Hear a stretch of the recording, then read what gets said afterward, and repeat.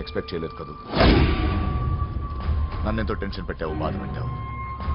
నేను చంపేంత కష్టం పెరిగింది నాకు. కానీ తప్పు నాదేం తెలిసింది. మీ ఇద్దరి మధ్య ఏ సంబంధం లేకపోయినా నేనే ఏదో ఊహించుకుని నిన్ను అనుమానించాను బాబు. అనవసరంగా అపార్థం చేసుకుని నిన్ను నీ వాడిని చాలా ఇబ్బంది పెట్టాను. నన్ను క్షమించు బాబు. I'm sorry. సార్, తప్పకుండా పరిస్థితులే కానీ ఇందులో ఎవరి పొరపాటు లేదు నరసింహ గారు. పెళ్లిగా ఆయన చెల్లెలు ఇంకోరితో తిరుగుతుందని తెలిస్తే ఏ అన్నయ్య అయినా మీరు చేసే పని చేస్తాడు. అవునరా, ఆయనే వచ్చి క్షమించమని అడిగాడు. నీ చెల్లెలు పెళ్లి సమస్య కూడా ఆయన సెటిల్ చేశాడురా. ఇకనైనా ఆయన చెల్లెలు ఆయనతో పంపించారా?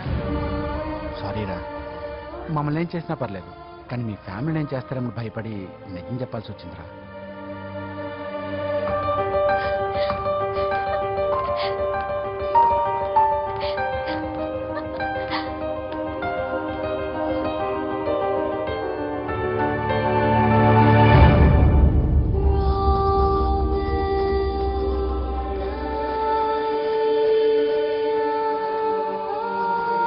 పూజా, పొరపాటు చేశానమ్మా. ఏ తప్పు జరగలేదని నువ్వు ఎన్నిసార్లు చెప్పినా నేనే అర్థం చేసుకోకుండా మూర్ఖుడిలా ప్రవర్తించాను. I'm sorry. I'm very very sorry. ఇందులో మా తప్పు కూడా ఉందమ్మా. మీ ఇద్దరి మధ్య లేనిపోని ఊహించుకుని సగం సమస్యలు మేమే తెచ్చిపెట్టుకున్నాం. ఏమీ అనుకోవద్దు.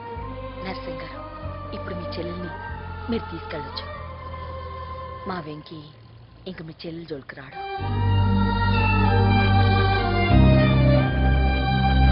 పద.